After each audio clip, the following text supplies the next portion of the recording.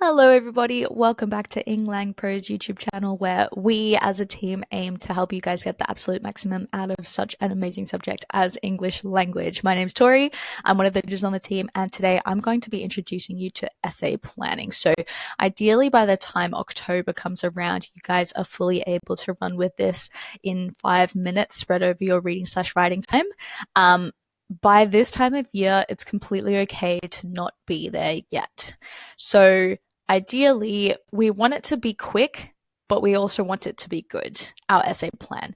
So today I'm going to teach you what you guys need to get out of a plan and how to do that well, and we'll, with practice, get to a position where you guys can do that in the time that's needed. So you guys probably already know, but in your English language exam, you have 15 minutes of reading time and 2 hours of writing time. So for me, and again, there's no one way to skin a cat. All of you guys will have different things that work for you. Some people need more time on this than that. For me, pretty evenly split with a 15-minute time limit for my short answer questions, a little bit more, 17 minutes-ish, 45 minutes for my AC and 45 minutes for my essay. That leaves 15 minutes to read over everything and edit. Some of you guys will be confident enough that you don't need to edit. For me, I knew that I would gain a lot out of editing my pieces because I would often use the same word in the sentence twice, or I would just completely, like, I would start a sentence and forget to finish it and end up just with an independent clause without its with a dependent clause without its independent. So it's really important for some of us to edit. So you guys will probably know by now, am I someone who can write very well, but I need that extra 5 minutes to write very well? Or am I someone who can write good enough in that 45 minutes, but I'm going to gain a lot of extra marks by going over and reading my work? So that was my timestamps for me, 45 minutes for my essay, which left 5 minutes for editing. And I wanted to cut my my planning time to 5 minutes or less. So let's go through how I would do that. First of all, you have 15 minutes of reading time, so you need to utilize it well. For me, as soon as reading time started, flipped the exam booklet over and looked at the essay topics. And I think talking with some of my colleagues, this is a really, really common thing for us to do, is you want to pick your essay topic first. It's a really, really quite a scary decision. As you can imagine, you've been practicing all year for this, and you need to make that key decision that you've been hoping for to be a certain thing the entire time. Like I know for me, I really wanted something to do with identity, which obviously there was going to be something, thankfully, because the entirety of Unit 4 is on it. But if you have something that you're looking forward to, the really stressful part of the exam is working out what your essay prompt is going to be. So that's the first thing I chose. So flip to the back of the booklet, open it up, and have a look at your different essay prompts. At first, this is like an extremely, extremely tense situation for everyone in that exam room. So don't be stressed. Like, please don't let yourself get stressed out if you look on the page and nothing is really grabbing your attention yet. You need a second to sit down, look at the words, have a little bit of a shock reaction, and then after that 1 second, you'll lock back in, you'll remember your stuff. Don't freak out and go, oh, I've forgotten everything. That is temporary. So read every prompt. Don't discount anything straight away. However, pretty quickly you should be able to cross at least one of those prompts off. So in your English language exam, you'll have at least one essay prompt to do with Unit 3 and at least one to do with Unit 4. For me, I knew I wasn't going to write anything on Unit 3, definitely. And that was a personal preference. I had done a lot of practice with essays, and I'd come to know that I was much, much better with analyzing social change and social variety when it came to identity rather than formality. So once you've done read through each prompt, you've probably picked 1 to 2 that are the ones that you're looking into actually doing. Read the stimulus material for those. And the reason why I would recommend doing that is because, again, you've got that shock reaction when you're first sitting down to the exam. Reading the stimulus material will help start conjuring up those ideas that you already have deep down in there somewhere. They're just out of reach just at that moment where you're sitting down in the exam. So once you've started reading through the stimulus material, hopefully you'll get a sense that, oh, there are actually so many different routes I could take this prompt. I have so many different things I could possibly analyze. There is actually an abundance of ideas in my head right now. So stimulus material is actually a little bit of a savior in that sense. And then pick your topic. Pick it, confident in it. If you're not confident, you can, of course, switch it when you come to actually writing and planning your essay in writing time. But at least if you picked it, you can move on to reading through your essay text and your short answer questions in reading time. It's a little bit of a weight off your chest. I remember having a little bit of an idea in the exam that the essay prompt, reading it at the start of the reading time, would kind of let it cook in the back of my head so that when it came to actually writing it, it would be fully just prepared in my brain. It's not true. I was obviously completely preoccupied with my short answer questions and my ACs, but you know, there's a little bit of emotional comfort in knowing what your prompt is going to be ahead of time. So that's why at least for me, I recommend in reading time skipping straight to the essay section and picking your prompt. Cool. So that's your reading time. Now let's go into the actual planning you're going to do once you can use that magical instrument, which is your pen. So this is a classic thing that I tell all the students I have straight off the bat when it comes to essay planning, and that is never wholeheartedly agree with a topic prompt. So just for example, this is what one of my plans looks like. And the prompt is: some aspects of situational and cultural contexts have greater influence over an individual's language choices than others. So this one is not exactly a clear cut asking you about, is this true or not? Well, of course, that is the question, is this true? But the question itself already has a little bit of ambiguity in it. It gives you a lot of freedom in saying some aspects, but a lot of time it won't have that.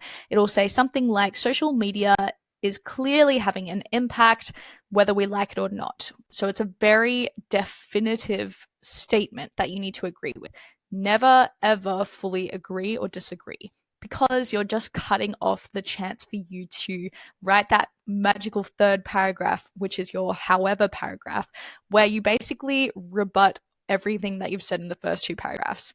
And this is almost a safety blanket, because it means that everything that you write, you can, if you ever think of something that goes, oh, actually, if I write this, they could argue this, you just argue it yourself in your third paragraph. So here in my 3 paragraphs, I've just labeled them 1, 2, 3. This is early on in my English language course, where I've talked about education movement, so this is cultivated and broad, cultural cringe, tall poppy syndrome. So here I'm talking about the Australian identity, and which situational and cultural contexts, so specifically cultural contexts in this case, where our language choices are influenced by our Australian identity. Then here I've got my PC language. So I used a lot of stimulus material here and changing societal attitudes. So this is situational and cultural contexts changing. And then here I've got my Gen Z slang e-speak internet. So that's a pretty classic situational and situational context that changes the amount of identity we're willing to show in our speech. But in this topic, which is much more of a definitive, asking you directly, hey, do you agree or disagree with this?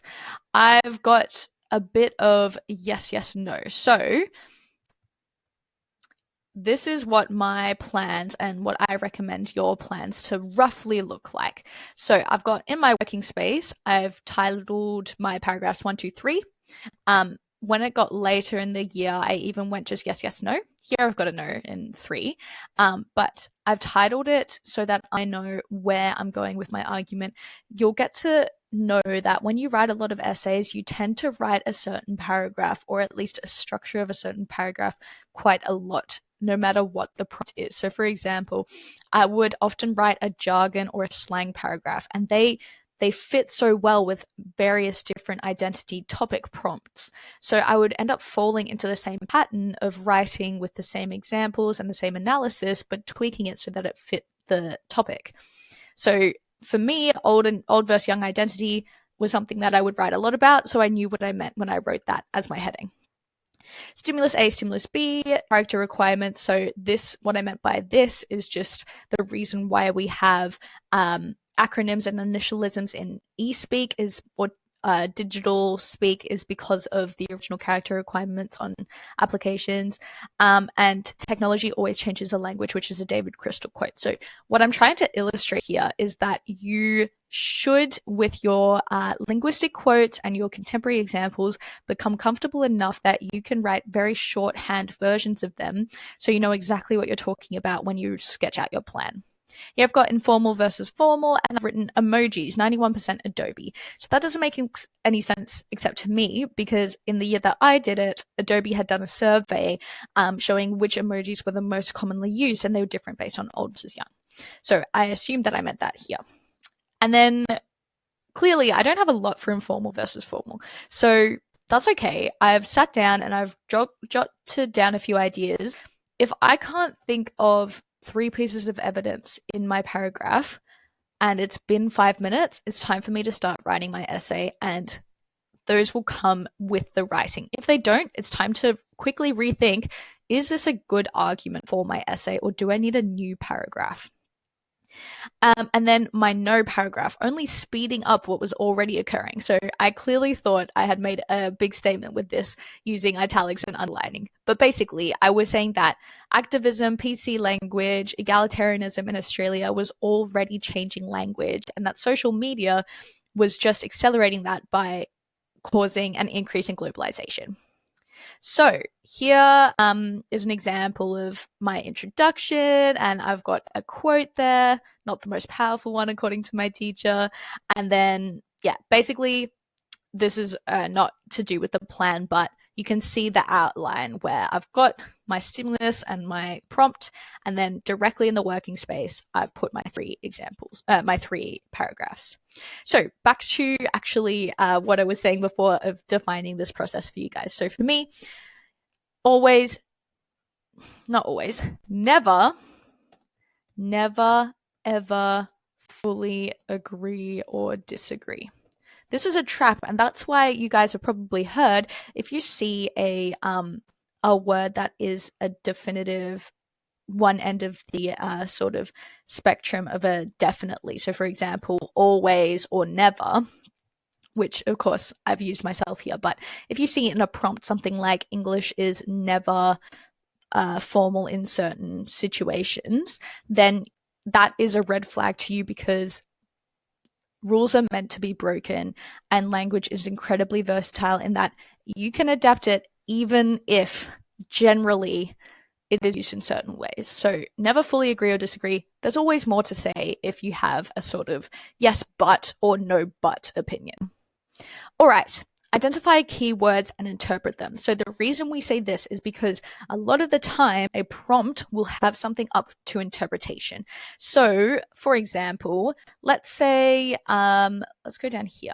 Social media is clearly having an impact on language whether we like it or not. What do we mean by impact?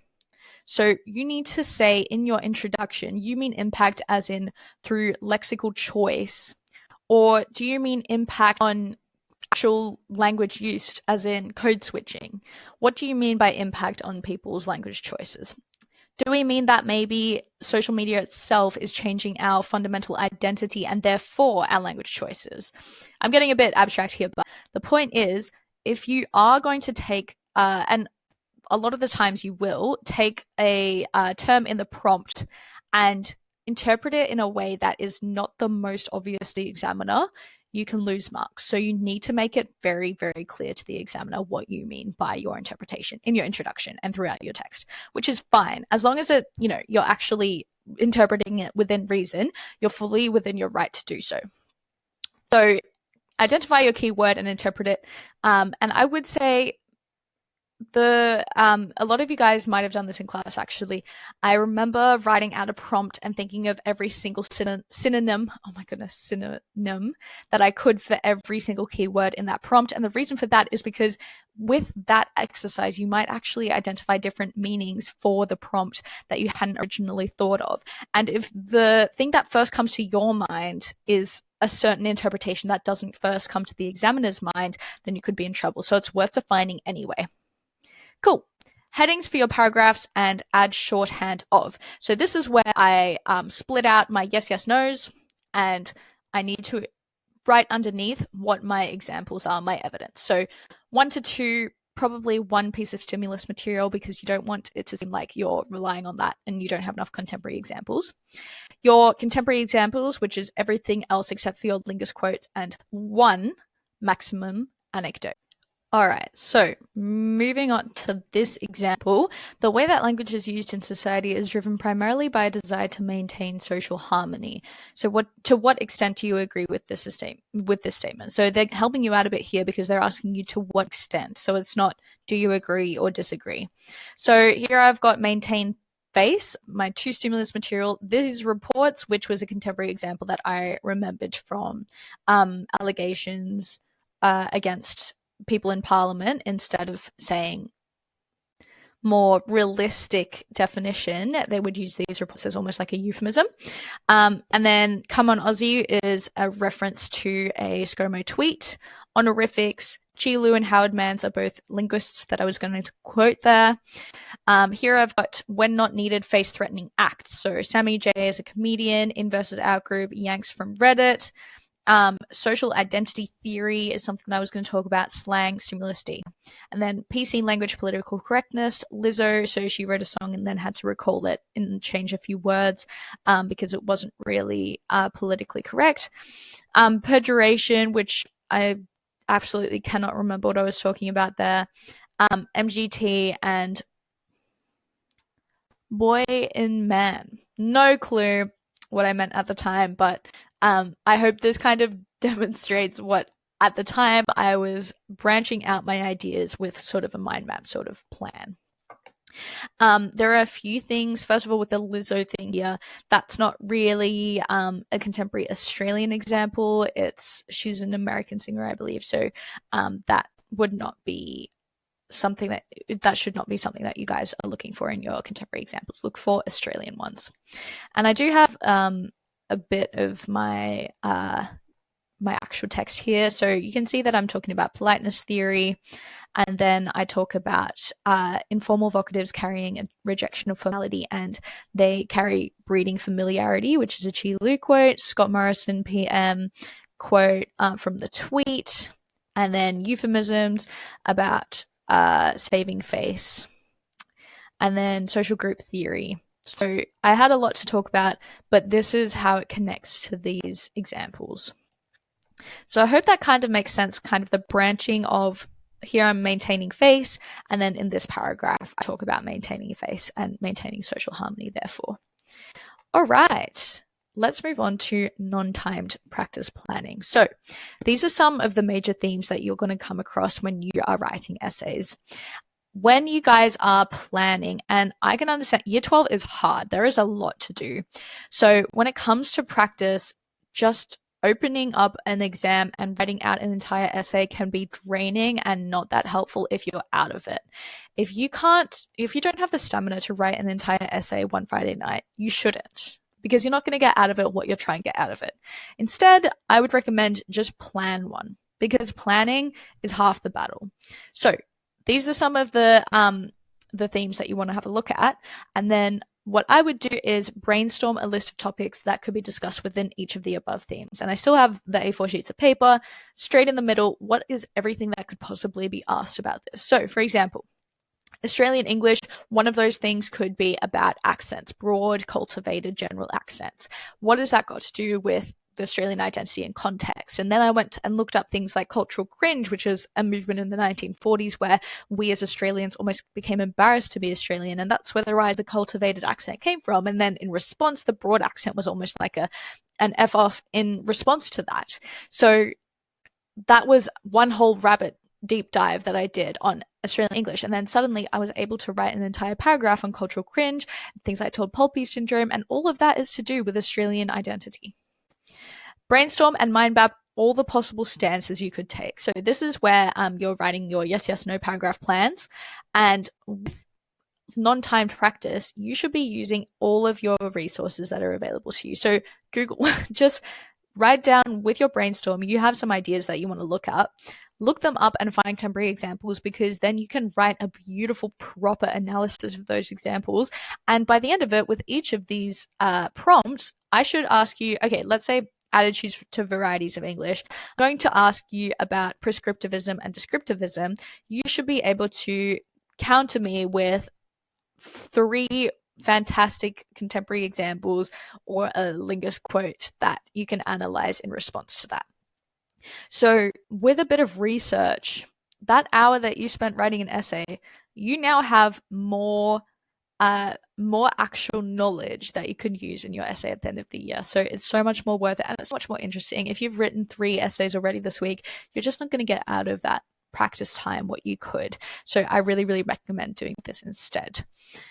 All right, so aim for about 12 minutes per paragraph. So once you've done, I would maybe plan 2 or 3 essays in a day and not write them. So it's almost like a mental burden off that I know I'm planning this, but I'm not writing it. And then the next day or the next week, maybe I'll write the paragraphs, 12 minutes per paragraph. And here is one example of something that I did much before I found out my yes, yes, no, or no, no, yes system.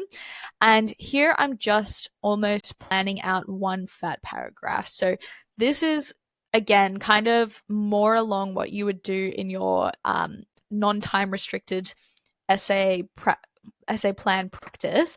So here I'm kind of brainstorming in what ways is the use of language in Australia reflecting social identity. I'm very much mind mapping them. I'm connecting ideas to each other. I'm not putting it into such a sort of simple breakdown of 3 ideas because I am rushing into a practice, but I'm writing out all these different ideas that I could think of, and then I'm going to go and Google some things and have a look at how I can possibly find contemporary examples to do with these. So that's all for today's video on essay planning. By the end of the year, you should be able to do this in 5 minutes, hopefully to a high standard, and hopefully this should really, really help you with your essay writing. Half the battle, like I said, is your plan. So practice your plans, practice them without any time constraints. That'll make it a lot less pressure on you guys. And I hope this has helped you, and all the best for your future studies. Bye.